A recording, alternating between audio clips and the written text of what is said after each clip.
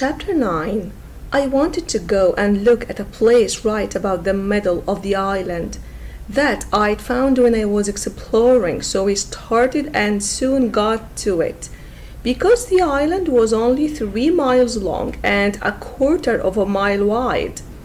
This place was a tolerable, long, steep hill or ridge, about 40 feet high. We had a rough time getting to the top. The side was so steep and the bushes so thick. We tramped and climbed around all over it, and by found a good big cavern in the rock. Most up to the top on the side towards Illinois. The cavern was as big as 2 or 3 rooms bunched together, and Jim could stand up straight in it. It was cool in there. Jim was for putting our traps in there right away, but I said we didn't want to be climbing up and down there all the time.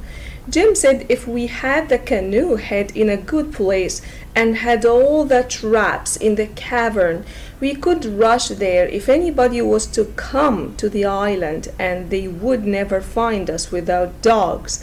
And besides, he said them little birds had said it was going to rain, and did I want the things to get wet? So we went back and got the canoe and paddled up abreast the cavern and locked all the traps up there. Then we hunted up a place close by to hide the canoe in, amongst the thick willows. We took some fish off of the lines and set them again, and began to get ready for dinner.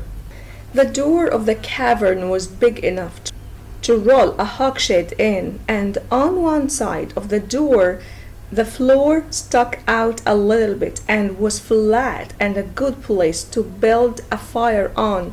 So we built it there and cooked dinner.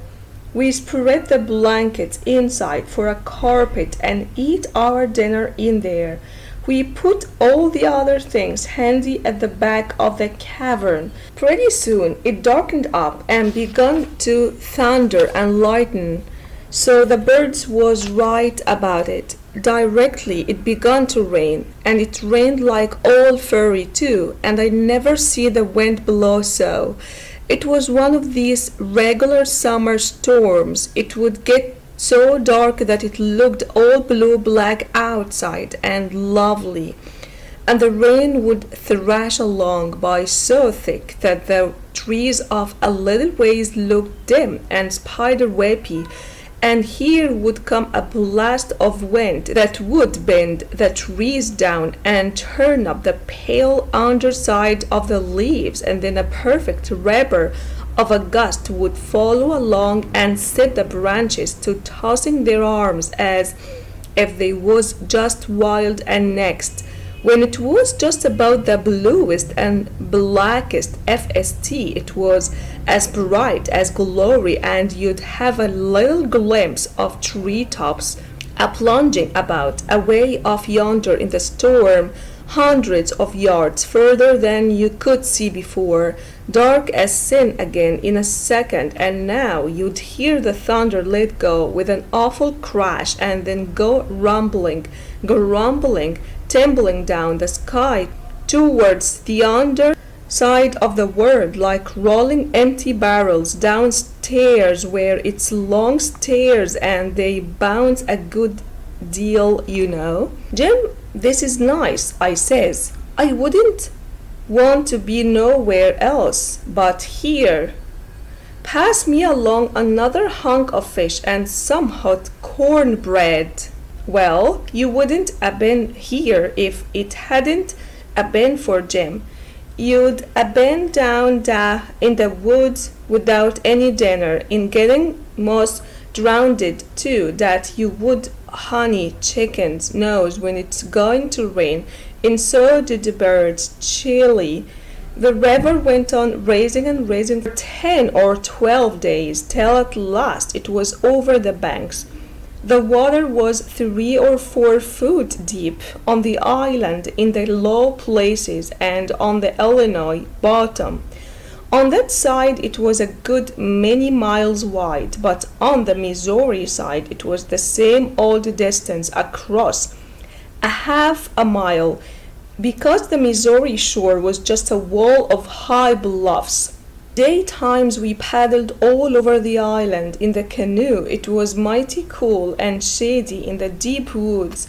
Even if the sun was blazing outside, we went winding in and out amongst the trees, and sometimes the vines hung so thick we had to back away and go home other way. Well, on every old broken down tree you could see rabbits and snakes and such things. And when the island had been overflowed a day or two, they got so tame on account of being hungry that you could paddle right up and put your hand on them if you wanted to. But not the snakes and turtles. They would slide off in the water. The ridge our cabin was in was full of them. We could have had pets enough if we'd wanted them. One night we catched a little section of a lumber raft, nice pine planks. It was 12 foot wide and about 15 or 16 foot long, and the top stood above water 6 or 7 inches. A solid level floor. We could see saw logs go by in the daylight sometimes, but we let them go.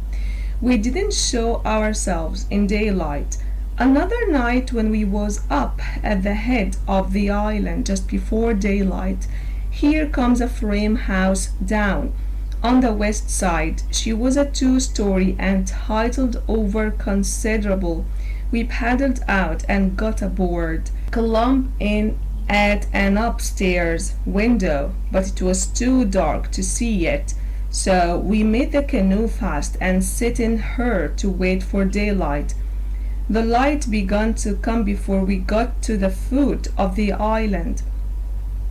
Then we looked in at the window. We could make out a bed and a table and 2 old chairs and lots of things around about on the floor, and there was clothes hanging against the wall.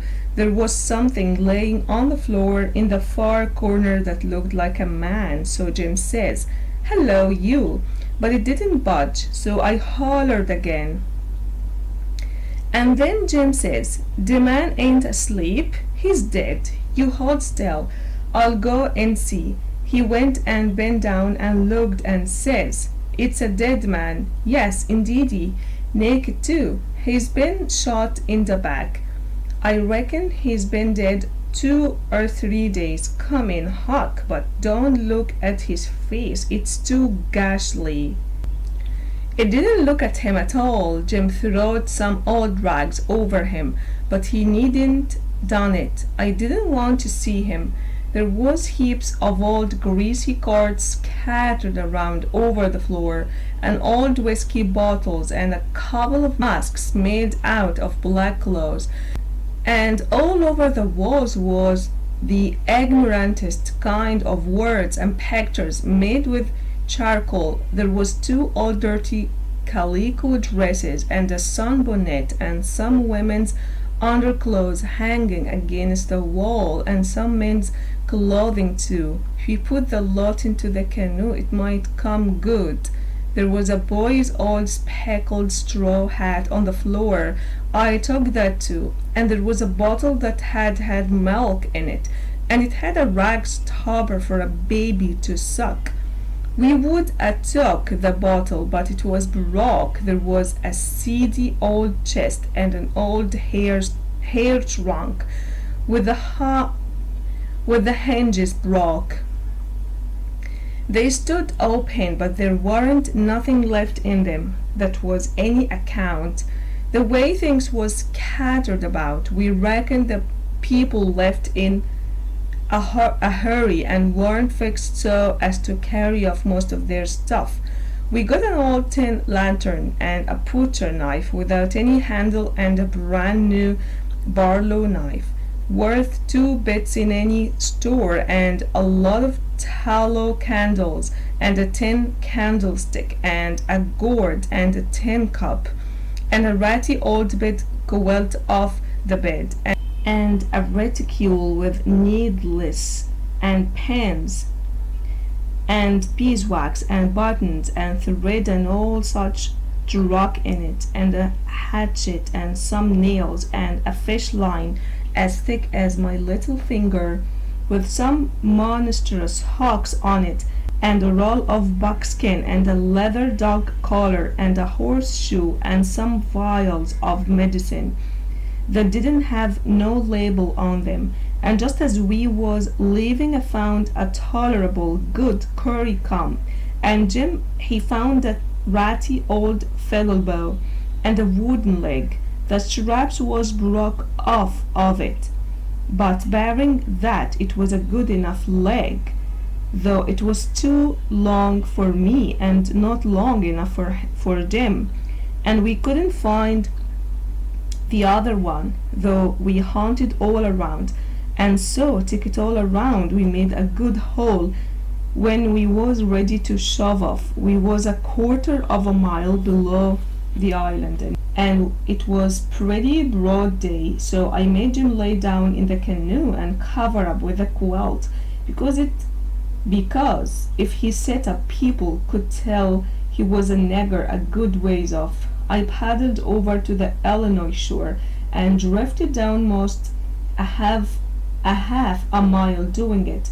I crept up the dead water under the bank and hadn't no accidents and didn't see nobody. We got home all safe.